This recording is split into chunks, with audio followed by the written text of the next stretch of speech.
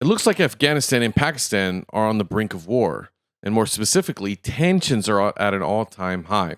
We're going to be exploring that in today's video. Link to the original videos down in the description below. If you like the conversations and discussions we have here on my channel, consider subscribing. It's all about the conversations and getting informed, and a place to do so. Anyway, without further ado, let's dive into it. 4 years after the disastrous departure of the United States, the nation of Afghanistan is just inches away from war. This time, however, it's not the Americans that the nation's Taliban rulers have to worry about. Instead, Afghanistan faces the threat of an adversary far closer to home. Its considerably more powerful neighbor to the southeast, Pakistan. Over the course of the last several days, Afghanistan and Pakistan have engaged in multiple rounds of deadly border violence, and although the total death toll isn't yet clear, it may have already climbed into the multiple hundreds. Pakistan is dropping bombs across the city of Kabul. The Taliban... Dang, that escalated fast. And you know, I'm going to keep an open mind. I'm not going to say who started what, but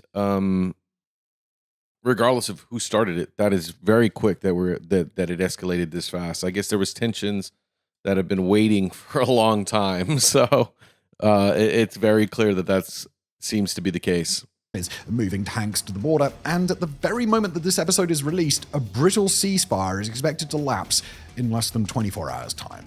For the second time in 2025 alone, the nuclear-armed nation of Pakistan is engaged in a cycle of escalating conflict against a next-door neighbor. The first group was India.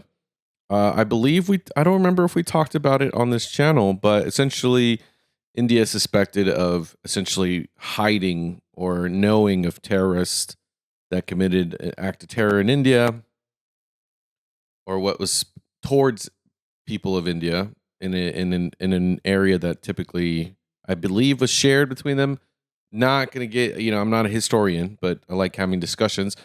Regardless, the issue was these terrorists commit the terrorist attack and then go back to Pakistan, and India had information that Pakistan knew that they fled back to Pakistan. So, and they just didn't want to surrender them.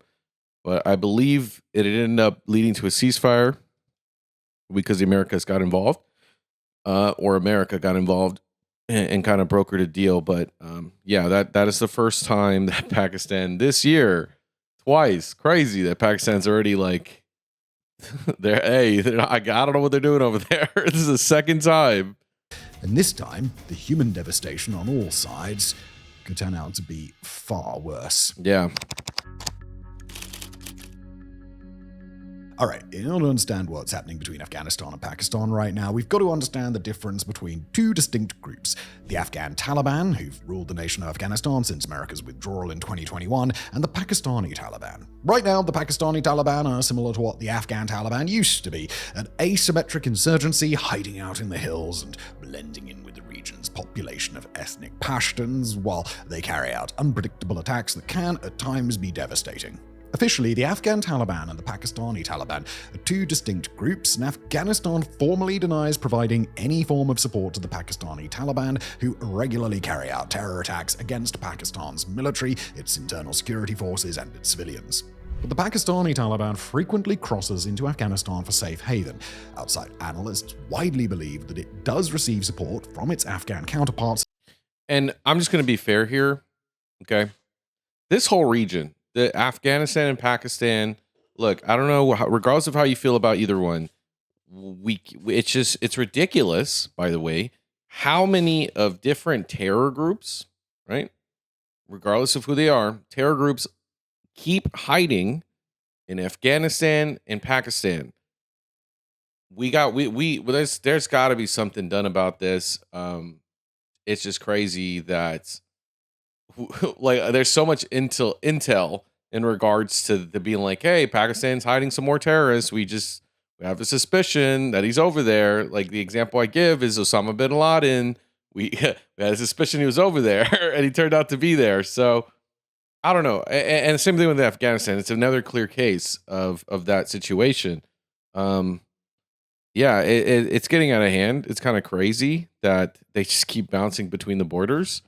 I'm not saying that we should get involved, but it's getting to a point where like we gotta. There's something that has to be done to at least mitigate those effects. because they just keep fleeing.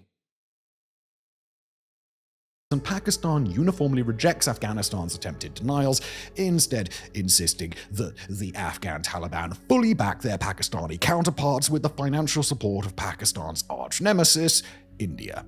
That's a major point of tension between Islamabad and Kabul, and while the two nations have tried to maintain a very shaky state of peace, neither nation has any trust for the other's government. Okay, so with that critical context in mind, we can identify the time, the place, and the mechanism by which this entire regional breakdown got started. On the 8th of October, a Pakistani military convoy was ambushed by the Pakistani Taliban as it traveled near the Afghan border. After the convoy was hit by multiple roadside bomb blasts, Pakistani Taliban fighters engaged Pakistan's troops in a gun battle, killing a total of 11, including multiple officers.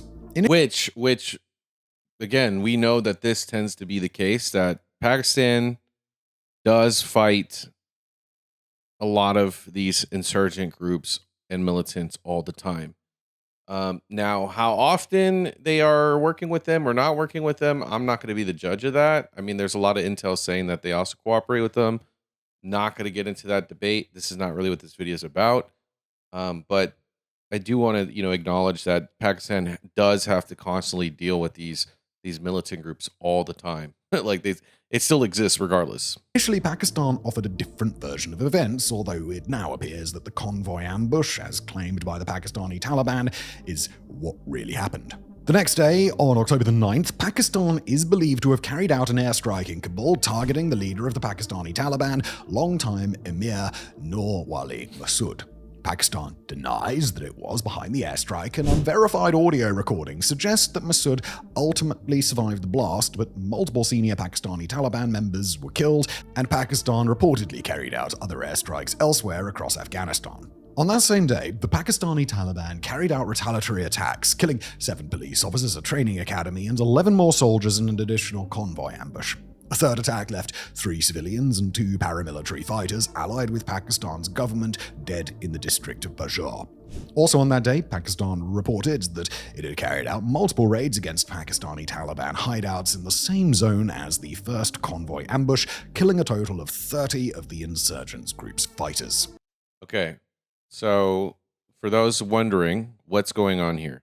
So in the beginning of the video, when I said it was interesting that Pakistan had a situation with India and it escalated very quickly, I think this situation, I don't want to make the judgment yet, but it feels very both sides here on this one, or maybe more close to the Taliban being the agitators in the situation. Still escalated very, very quickly. But I do want to, not that I'm like siding with Pakistan on this, right? I'm not trying to, but I kind of can understand why they're escalating this quickly. I mean, the thing is, like, just to try to be fair and open-minded about this Taliban group obviously is much better armed than they were in the past because of the U.S. withdrawal. A lot of that equipment was left there, which was one of the biggest mistakes that America has done. Granted, supposedly we're getting that back in money, whatever. It doesn't matter. The fact is, they have that equipment, so it's not like these people are just some random people with sandals, right? These people have real equipment. So this escalation, I can kind of understand. Now, do I think it's good? No, because it could lead to a full scale war. But I mean, Pakistan does have the right to defend themselves from something like this. I at least I'm trying to be fair here. By the overnight hours on October the 11th, headed into October 12th, it was already obvious that the regions where the Pakistani Taliban are at their strongest were on the brink of chaos. But on that night, it was the Afghan Taliban, not the Pakistani Taliban, who would engage in offensive action. Moving through the darkness across a disputed border zone, Afghan Taliban units carried out a series of retaliatory attacks as their way to answer Pakistan's alleged airstrikes in Kabul. Led by a Taliban fighter who had been part of the movement since before 2001, Afghan troops attacked multiple military posts where they reported inflicting heavy casualties and capturing numerous points. Members of the Pakistani Taliban reportedly took part, although at the time it wasn't clear whether they'd had advanced knowledge of the coming attack or simply chose to join in once they became aware. Nah. We can't be doing this. No. Okay, look. All right. Not a military expert, right? I'm not I'm just a guy trying to give a fair and balanced opinion. But I'm just going to say, we got to stop this bullshit, right? Of these, they don't know each other. They're not friends. They're just kind of next to each other. They work together. They sometimes work together. They just do the same things. They have the same value. Like, no, we got to stop this whole, like, they don't know. They just happen to join in. Nah, that's crazy. How do you pretend that? That's like such a, oh my goodness. That's so ridiculous, dude. Not on what he's saying, but the fact that they're claiming that they might have joined in, that is wild to me. It's very clear that somebody is motivating the Pakistani Taliban to do this, and seeing how motivated the Afghan Taliban is. I mean, well, what do you? Come on now. It's like the fact that they're still willing to lie is crazy to me. Pakistan responded in force, mobilizing units close to the border and attacking Afghan Taliban guard posts wherever possible. Afghanistan attempted, at one point, to impose a unilateral ceasefire while fighting was still taking place, but Pakistan rejected the deal and fighting continued through to the morning. I mean, I'm all for peace, but to be fair, I really think like it's fair. You can't be like, oh, we're the Afghan Taliban. Let's do some peace here, guys, after we might have helped these other guys out. But then let the Pakistani Taliban go crazy. Like, that's crazy. That doesn't make any sense. That's such a, it's like that we can't shake hands if you're constantly stabbing them in the back. You can't do that. You have to stop both. If you want a real ceasefire, both of them have to cut it out. And in my opinion, the Pakistani Taliban get the fuck out of there. Go back. Go to Afghanistan, brother, and just stay over there. But yeah, that's crazy. I can understand now. I'm starting to understand Pakistan's frustration on this one. This is I'm already getting annoyed. Like, that's crazy. Hey, but we'll see. We got a lot of video left. Let's see what happens. At that time, each side retreated to more defensible positions, Sure. although the carnage they left in their wake became the subject of intense international dispute. According to the Afghan Taliban, their side suffered only 9 fighters killed and 18 or fewer injured, but they'd managed to kill 58 Pakistani soldiers and capture Jesus 25 Christ. Pakistani outposts. Pakistan, however, claimed to have lost only 23 soldiers, but stated that its forces had killed over 200 fighters from the Afghan Taliban and other groups, and claimed 21 of their outposts. Okay, I'm going to also be fair. I don't know who's going to say this. Both of these sides have been known to lie about their numbers, so I'm not going to comment on who's right or wrong on that. I don't know what this. I don't know how. I don't even know how you approach a situation with that. With like both sides openly lie about their numbers all the time, and have done that historically. It's like it's so bad. Obviously, those stories, they don't match up. Yeah. Both governments do have a history of obfuscating or minimizing Exactly. their losses when possible and exaggerating the claims of damage they've inflicted on their adversaries. Pakistan did publish footage that allegedly depicted the destruction of Taliban outposts, but those videos have yet to be independently verified. Which, I don't know if he's going to mention this, but I'm going to say this now. Pakistan's also known for not letting people independently verify stuff. Same thing with Afghanistan. So, yeah, this is why, like, I think I really wanted to talk about something like this, because I think we need more conversation about what's going on. Again, I'm not a historian, but I do want to create a space for you guys to engage in a conversation and really think about it, because this whole situation is escalating, but both sides are known for not really telling the truth. So I think the more eyes that we have on it, the more conversation around it, the better accountability can come to this conflict, as well as hopefully bring peace to the region. Not acting like this is going to change the world, but I just believe in that philosophy that the more we talk about things, the more we create spaces for conversations, the more we can lead to better solutions in our lives, just in general. After the violence on October the 12th, it was only a matter of time before the fighting began again, not least because Pakistan's leaders, including Prime Minister Shahbaz Sharaf, had vowed a retaliation in force. Afghan leaders matched Pakistan's rhetoric, insisting that any subsequent acts by Pakistan would draw a, quote, strong response from Afghanistan's fighters. Pakistan closed all border crossings along the 2,600-kilometer border between the two nations, and according to local Afghan sources, the nation carried out drone strikes in Afghanistan's southern provinces.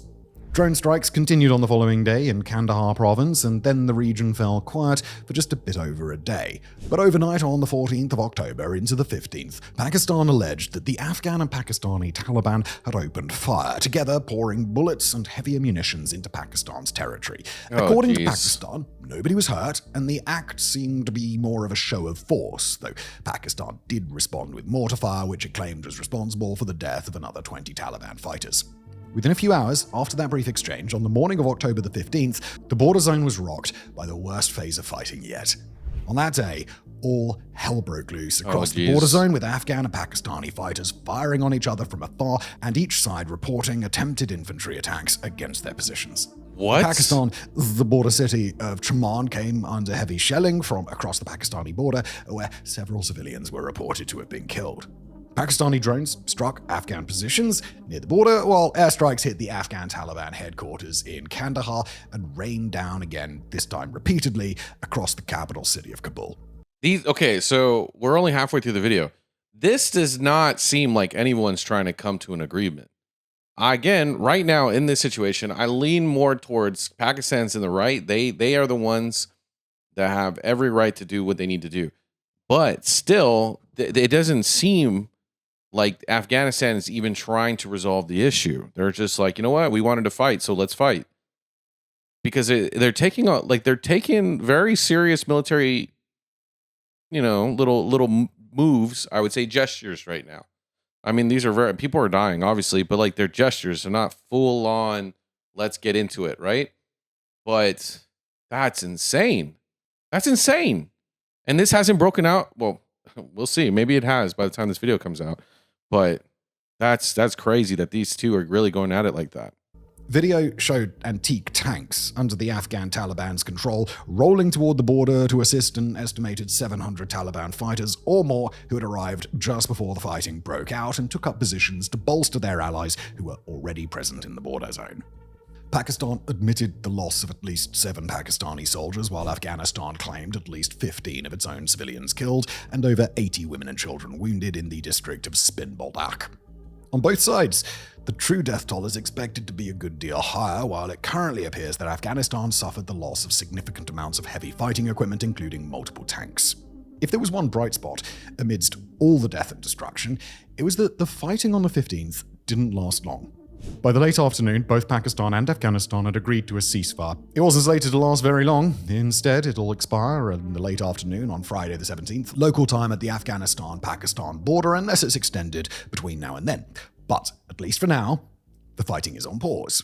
And now, a quick word from for now. I mean, I guess, spoiler alert, it's not. Our sponsor, me, or more precisely, my website, fronts.co. Have you ever found yourself thinking, there's just not enough content on Warfront. 6 videos a week is just not enough for me. I want the world to be crazier. I want more war, more death. Well, 1, what's wrong with you? And 2, well, great news. Extra Warfronts content is now... Jesus Christ, what an ad. Jesus Christ, dude. At your fingertips over at fronts.co. Look at that. Look at that. Yes. Starting this very week, we'll be posting 2 exclusive videos every week to our new subscriber-only website, fronts.co. For just $5 a month, you'll gain access to brand new Warfronts content that won't be available on YouTube. Our first videos... I thought about doing my own website. I actually had a company reach out to me about doing my own website for videos. Specifically videos that would not be able to be uploaded to YouTube, because there's some topics that I did want to cover, but I just feel like you wouldn't be able to put it on YouTube, or it will get demonetized. It just would affect the performance of it. But let me know in the comments if you would actually want to see something like that. The only issue is like, I guess there isn't any really issue with it. It's just a matter if you guys would want to see something in more detail without having to worry about YouTube restrictions. So Let me know what y'all think. Are already up exploring topics as timely as whether Poland could win a war against Russia, and as timeless as how... Spoiler alerts, I think they can. I think Poland can cook Russia. But the thing is, it's one of those... You know what? We're not going to talk about that in this video, but I have my opinions. South Korea came to build the best tank... Which, let me know if y'all want me to make a video on that. I kind of talked about it in the past, but I think I can go much deeper into talking about Poland and Russia now. On Earth, and to sweeten the deal, we're also asking our writers to contribute 2 in-depth written articles each week exploring some unusual or less appreciated angle on geopolitics and warfare. So, not only will you get more of the videos you love, you'll also get a chance to read some of our writers' unfiltered takes on war news. So look, if you like this channel, you'll love Fronts.co. Again, $5 a month. It helps support us here at Fronts, War Fronts, Political Fronts, and Fronts.co. And nothing is changing here. Yeah, I've learned from the mistakes of past YouTubers. We are not doing a paywall on any existing content. The 6 videos a week will be here for you just as before. It's all just gravy, baby! Don't know why I went all Austin Powers there. But, yeah, Fronts.co. Just go there. Good domain, right? It was expensive. Should I get a sign too, or no? All right, here we go. Pressure cooker. Let's see where this is all building up from. Although we've explained the immediate run-up to this series of cross-border clashes, we haven't yet explained the larger context and the pattern of escalating tensions that Pakistan, Afghanistan, and the Pakistani Taliban have dealt with for years.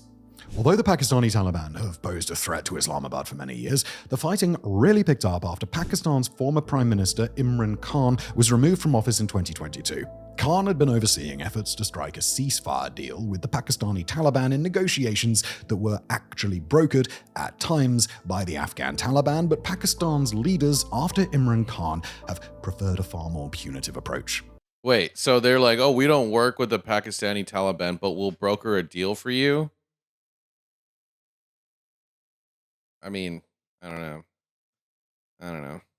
Between the first of this year and the end of September, Pakistani authorities have been broadening their crackdown against the group, with the Islamabad-based Center for Research and Security Studies counting 2,414 deaths in that 9-month span. If those numbers hold consistent, then 2025 will be a far deadlier year for Pakistan's anti-Taliban operations than 2024.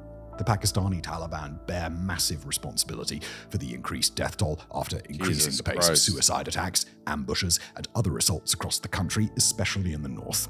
According to the ACLED, the Pakistani Taliban have launched over 600 attacks this year so far, more than 2 a day. My God. That's a lot. And on pace to be their most active year in the last decade. At the same time, Pakistan's relations with the Afghan Taliban have continued to deteriorate, not least because Pakistan intermittently conducts airstrikes on Afghan soil, targeting what it claims are hideouts for the Pakistani Taliban. The government, which it probably is. Again, like, Pakistan, hey, they got the right to do what they need to do. This is getting out of hand. This is getting out of hand. Now, obviously, again, these numbers can be lied about. But if there's still a persistent issue of constant terrorism in your country, you have every right to defend your border and to do what you need to do to get these guys out of here. Get them out of there. The government in Afghanistan has always taken umbrage to those strikes, although Pakistan's operations haven't typically led to direct escalation since, until now, they haven't targeted major population centers, least of all Kabul. At the same time, even though Afghanistan denies supporting the Pakistani Taliban, the government there is very hesitant to take any action against the group. Try that, and hardliners within the Afghan governments would likely take the side of the Pakistani Taliban, bringing their fighters with them. And if those fighters lose faith in the Afghan Taliban, they'd be prone to ideological drifting in an even more extreme direction, where the Islamic State franchise in Khorasan would most likely be eager to accept them. Meanwhile, Pakistan's suspicions about the Afghan Taliban were only exacerbated on the 15th of October when, even as fighting was spinning up again, Afghanistan's foreign minister was on a historic trip to build ties in India. As for what happens now, the most important question is whether these two sides will be able to draw down tensions before the current ceasefire lapses.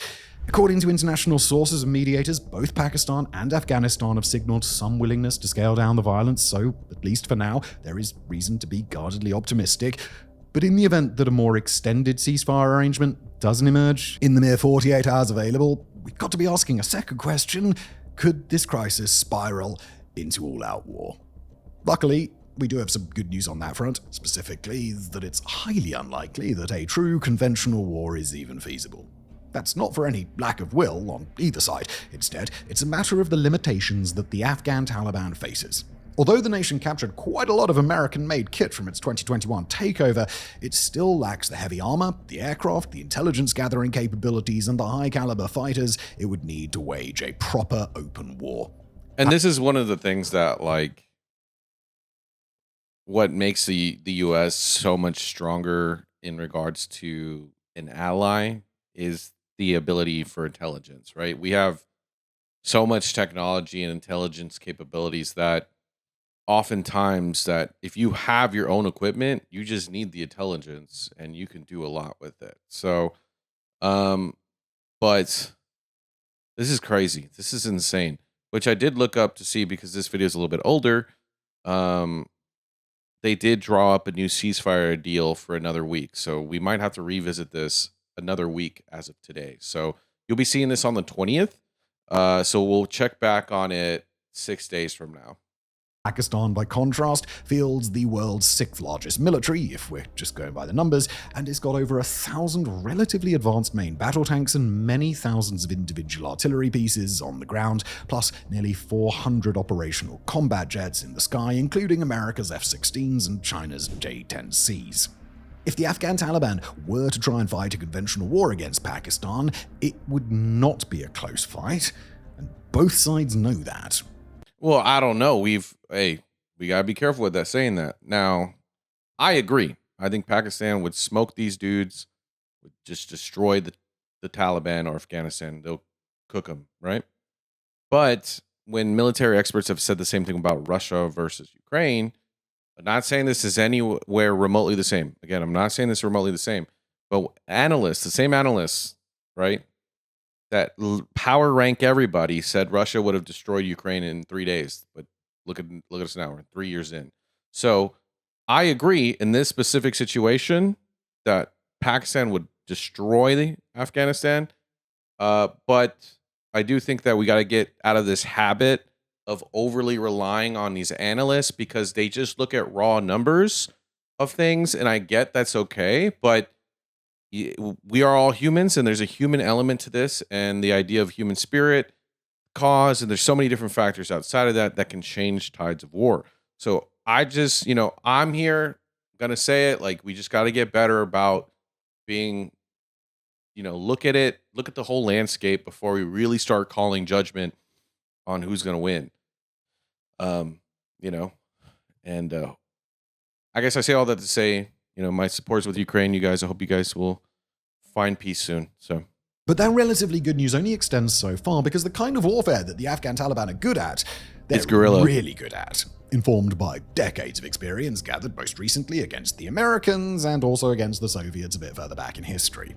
Whether it's the Afghan Taliban we're discussing or the Pakistani Taliban, one thing is entirely consistent. Their fighters thrive in the chaotic, asymmetric style of classical insurgent warfare. Across much of Afghanistan and much of Pakistan, their fighters can blend in with the local ethnic. And what he means by that is they love fighting while hiding among civilians. That's what they do. That's why it's really hard to get these guys. Pashtun population who live and move basically unrestricted in the border zone between the two nations. Afghanistan's forces can't beat Pakistan outright, but they can draw Pakistan into a protracted conflict and bleed their more powerful neighbors dry. And making matters worse, that's precisely the kind of warfare where modern Pakistan struggles most. The Pakistani Taliban pose a major security threat. See, I'm glad that he's even approaching it this way. This is kind of, you know what? I haven't seen this video, but I'm glad that he's approaching it this way. And I really like that he's doing that because it's good to break down fighting styles and what people actually do. Across Pakistan, but they're far from the only insurgent group that Islamabad has to deal with. In the country's Balochistan region, ethnic Baloch separatists have proven all but impossible for Pakistan's forces to stop. The Islamic State maintains a presence in Pakistan. There's a whole array of anti-Pakistan militant. Which, by the way, the reason why it's on screen, you can't really say it because YouTube will demonetize you. The Islamic State maintains. But it's the word on the screen. You see it? presence in Pakistan. There's a whole array of anti-Pakistan militant groups in the disputed Kashmir region, and other ethnic and religious insurgencies occasionally carry out attacks of their own. And this is where, like, again, like I was talking about earlier, where I didn't want to get into the broader conversation of whether or not Pakistan aids some of these groups, because it's really hard. Like, I guess governments know, but we don't. The average person could not really ever really know. But it still goes back to the idea that all these terrorists, all these radicals, from regardless of religious beliefs, always flee to that region because they know that they can hide, and there's other groups that could assist them in hiding there. So, um, at the end of the day, it doesn't. I guess it doesn't really matter who they're helping and who they aren't helping, because at the end of the day, it's still an environment that allows these people to exist and to flee other regions and find safe haven in, because there's so many others there. For a nation that's rightfully regarded as a regional power player, armed with a full arsenal of nuclear weapons, Pakistan's internal security situation is astonishingly bad. It is. And that's before the Afghan Taliban had reason to consider actively expanding and funding the Pakistani Taliban insurgency. As whether Afghanistan really would do such a thing, unfortunately, the jury is still out. In the wake of the first flare of violence on October the 12th, most regional experts suggested that there was still ample room to de-escalate, and that the Afghan Taliban would be inclined to pursue off-ramps away from future hostilities. Now, however, these assessments are starting to change after Pakistan has demonstrated a willingness to strike Kabul with impunity and has signaled that it may believe it has nothing to fear from Afghanistan besides limited border skirmishes. Remember, according to the conventional balance of power, it is Pakistan that has the clear upper hand. But it's up to Afghanistan to either make its peace with the current order of things, or to change the regional dynamic by scaling up asymmetric warfare. And I agree 100% with that. And that's kind of what I was trying to imply earlier. I guess I not imply, but kind of point at. Pakistan in this situation, based on this video again, are in the right to do what they need to do to get these insurgents out of their country. And some people say, well, they're the most powerful, they should de-escalate. No, it should be Afghanistan. They're the ones that, whether they claim it or not, they're still part of, whether they claim it or not, that that they don't, whether they claim the Pakistani Taliban or not, they're still very, very beneficial from what they're doing. So the thing is, it's like, I think at some point, Pakistan, I know they're trying their best and stuff, but there's just so many of these insurgent groups that they really need to just make an example out of one of them. And I think this is a great example to do that. Get these people out of here so you can get get back to resolving the issues of home. And if Afghanistan doesn't want to lower the tensions, then you got to kind of you gotta beat them into doing it. Like, the thing is, it's like, it sounds crazy saying that, but this is getting ridiculous. This is so crazy to me that this is even a conflict, right? Like, if Afghanistan was really being about, oh, we're gonna de-escalate, we're about peace, they shouldn't be even trying to get this riled up. They should be trying to even assist Pakistan in getting that Pakistani Taliban out of there. But you know what? Whatever. That's just my opinion. There is one other stroke of luck to consider: that the international community is poised to come down firmly on Pakistan's side while also being able to engage Afghanistan in dialogue. Whether I agree. Good. it's China, Russia, the United States, the European Union, or any other geopolitically relevant force besides India, all would prefer to see Pakistan safe and stable, and would strongly prefer to see this issue resolved through negotiations. China has substantial material assets in both nations and consistently applies leverage in other international conflicts to ensure that China's assets never come under threat. The United States has its own recent pretext to support Pakistan directly as part of a hypothetical effort to recapture Bagram Air Force Base. Oh, America's going to get that base. I'm telling you. America's going to get that base. When they openly say it. This is the one thing about America sometimes. When the military openly says that they're going to do something like this, they're going to find a way. And if Afghanistan knew anything about this. I mean, I guess they do, but like this base, if America wants this base, like, because they're not saying the country, they're not saying resources, they're not saying that. They just said the base. They're going to get that base somehow. And I think this is a perfect avenue to do so. Russia can threaten an end to its reconciliation with Afghanistan after becoming the first nation in the world to recognize the Taliban-controlled government. Saudi Arabia recently signed a mutual defense pact with Pakistan and would rather not invoke it so soon, especially against a fellow Muslim nation. And the Afghan Taliban knows full well that if the rest of the world had gotten its way, there is no chance that they'd ever be in charge of their nation. For the sake of its own survival, Afghanistan cannot afford to give the world justification in backing military operations to destroy what's left of its arsenal. That's the best way to put it. That is the best way to put it. The whole world has been looking for an excuse to get rid of these guys. Okay. And, you know, I'm as an American, I can only give you the American perspective. And the American perspective is they want that base. They want that air base. It's an amazing air base. It's so close to China's nuclear, where they develop their nuclear weapons, and it's like within an hour we could be there from that base. So a huge strategic point, and that's all America wants. So if any other power gets involved, America just has to say, "Oh, we'll help you. Just give us the base." Do you see what I'm saying? Like that's how easy it is for America to jump back in. And so just imagine how easy it would be for China to jump back in. Just how easy for Russia to jump back in. That's crazy. All these other countries have so many little things, which are huge, to just jump back in. It's crazy.